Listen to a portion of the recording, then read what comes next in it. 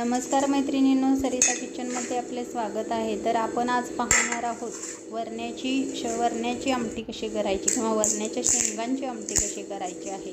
याला कोल्हापूरमध्ये वरण्याच्या शेंगा बोलतात आणि पुणे मुंबईसारख्या ठिकाणी गेलात तर तुम्ही याला पावटा म्हणतात। तर हे बघा, पाव किलो होईल तेवढा मी हा पावटा घेतलेला आहे आणि त्यातील दाणे काढून घेत आहे, म्हणजे शेंगा सोलून घेत आहे। हे बघा, अशा पद्धतीने मी आता ह्या सर्व पाव किलो शेंगा सोलून घेतल्या आहे। अशा पद्धतीने हे बघा, ह्याचे दाणे निघत आहेत, ते आता मी सर्व सोलून घेते। आणि त्यानंतर आपल्याला ह्याच्यासाठी लागेल फोडणीसाठी 1 टोमॅटो आणि 1 लसणाचा गड्डा। हवा तर तुम्ही लसूण थोडासा जास्त वापरू शकता, त्याच्यामुळे सुद्धा आमटीला छान चव येते। हे बघा, अशा पद्धतीने मी घेतलेला आहे। आता आपल्याला गॅसवर एक पातेलं ठेवायचं आहे, त्याच्यामध्ये मी 2 चमचे तेल घातलेलं आहे आणि आपला जे लसूण घेतला होता तो अगदी खलबत्त्यामध्ये ठेचून यामध्ये टाकलेला आहे। आता त्यानंतर आपल्या ह्याच्यामध्ये टोमॅटो ॲड करायचं आहे, एकच। हे बघा, अशा पद्धतीने व्यवस्थित तेल कढलं की हे दोन्ही टाकून घेऊन आपल्याला ते व्यवस्थित परतवून घ्यायचं आहे अगदी।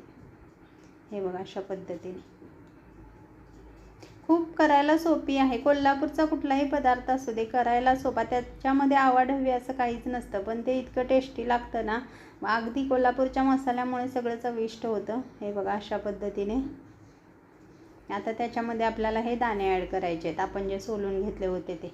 पावटा म्हणा, वरणा म्हणा, पण हे टाकायचे आहेत आता ह्याच्यामध्ये। हे बघा, हे सुद्धा आपल्याला चांगले वर खाली करून घ्यायचे आहेत अगदी। मी तुम्हाला सविस्तर इथं दाखवलेले आहे त्याचं रेसिपी कशी बनवायची, त्या पद्धतीने तुम्ही फक्त बनवा। बघा किती चवीला आणि टेस्ट खूप छान लागते। अगदी तुम्हाला सुक्या भाजीची पण याच्यामध्ये गरज नाही आहे, ही आमटी जर अशा पद्धतीने केलात तर।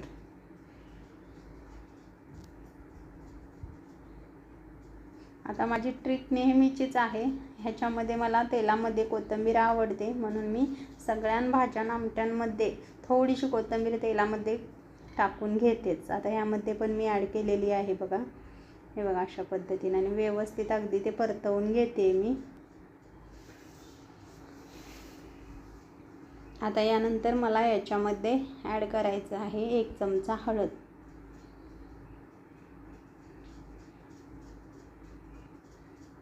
हे बघा, अशा पद्धतीने 1 चमचा हळद ॲड करायची आहे आणि त्यानंतर मला थोडंसं 1 चमचा मीठ टाकायचं आहे त्याच्यामध्ये। जेवढं आमटीसाठी लागेल तेवढं तुम्ही आताही टाकून घेऊ शकता, नाहीतर 1 चमचा टाकून नंतर थोडं पुढं पण टाकू शकता, पण शक्यतो मी आताच टाकून घेतलंय तेलामध्ये।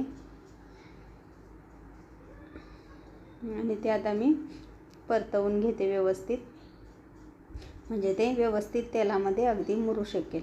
आणि त्यानंतर आता आपल्याला ह्याच्यावर झाकून घ्यायचं आहे 1-5 मिनिटासाठी। व्यवस्थित तेलामध्ये ते जर असे तेल, मीठ आणि हळदीमध्ये ते दाणे जर थोडे शिजवून घेतले ना, तर त्याची चव खूप छान लागते। एकदा खरोखर नक्की ट्राय करा आणि कमेंटमध्ये सांगा की ही आमटी कशी झाली आहे ती। हे बघा, अशा पद्धतीने झालं। आता आपलं 5 मिनिटं झालेली आहेत, अगदी पकडच्या सहाय्याने व्यवस्थित ते हलवून घ्यायचं आहे। आता त्याच्यामध्ये आपला कोल्हापुरी मसाला आपण 2 चमचे ॲड करून घेणार आहोत। हे बघा, अशा पद्धतीने, आणि ते सुद्धा आपल्याला परतवून घ्यायचं आहे अगदी व्यवस्थित, भाजणी करून घ्यायची आहे त्याची। हे बघा, तेल सुटेपर्यंत थोडा वेळ ठेवायचं आहे, 5 ते 7 मिनटं। तेल सुटलेलं दिसतं तुम्हाला, त्यानंतर आपल्याला त्याच्यामध्ये पाणी घालायचं आहे। आपले किती लोक घरामध्ये आहेत तशा पद्धतीने आपल्याला त्यामध्ये पाणी वाढवायचं आहे।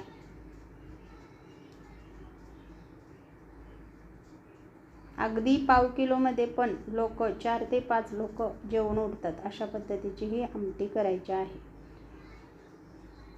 तुम्ही म्हणाल की इतकी ही एवढी पातळ होते किंवा काय, आता तुम्हाला मी पुढे दाखवणारच आहे। याच्यामध्ये अजून एक पदार्थ आपल्याला ॲड करायचा आहे, ते मी दाखवते तुम्हाला। आता हे आपण पाणी वगैरे घातलेलं आहे। आता याच्यावर आपल्याला झाकून 1 उकळी काढायची आहे। 1 उकळी काढल्यानंतर दाणे शिजायला थोडा वेळ लागतो, खचून आपल्याला किती 10 ते 15-20 मिनटं लागतील या आमटीसाठी। आता हे बघा, हे इथं मी काय घेतले माहिती आहे का तुम्हाला? तांदळाचं पीठ आहे. 2 ते 3 चमचे तांदळाचं पीठ घेतलेलं आहे. अगदी निव्वळ तांदळाचं आहे बरं का हे. आता हेच आपल्याला ह्याच्यामध्ये ॲड करायचं आहे. म्हणून मी तुम्हाला म्हटलं 4 ते 5 माणसांसाठी किंवा किती लोक असतील त्याच्यावर पाणी वाढवून तुम्ही घेऊ शकता. आता हे पीठ घातल्यानंतर त्या आमटीला एक दाटसरपणा आणि एक चव, त्याच्याशिवाय ही आमटीच नाही होत. हे बघा, अशा पद्धतीने हे पीठ आपण गुठळ्या पूर्ण त्यातल्या मोडून घ्यायच्यात आपल्याला. पाणी हळूहळू थोडं थोडं टाकत हातानं पूर्णपणे ते गुठळ्या मोडून घ्यायच्यात आपल्याला. आता हे आपलं झालेलं आहे आणि आमटीलासुद्धा आता आपली उकळी एक आलेली असेल. आता हे अशा पद्धतीनं आपल्याला झाकण काढून ह्याच्यामध्ये ॲड करायचं. हे बघा, उकळी पण आलेली आहे आपल्या आमटीला. हे बघा, अशा पद्धतीने आता हे मी त्यामध्ये ओतून घेते आहे बघा.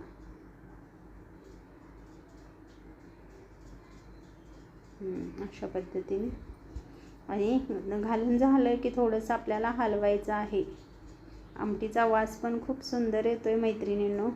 अशा पद्धतीची आमटी केला तर मुलंही तुमच्या आवडीनं खातील आणि तिखट थोडंसं कमी टाकलं तरी मुलांनाही भाताबरोबर ही आमटी आपण भाताबरोबर भाकरीबरोबर पण खाऊ शकतो.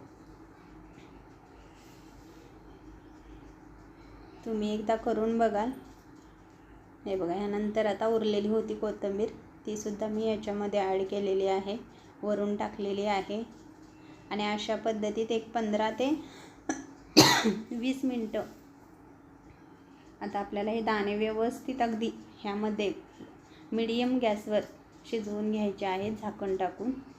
अशा पद्धतीने हे बघा, अगदी सोपी आहे मैत्रिणींनो करायला. त्याच्यामध्ये काही अवघड नाही आणि साहित्य पण खूप थोडं लागतं.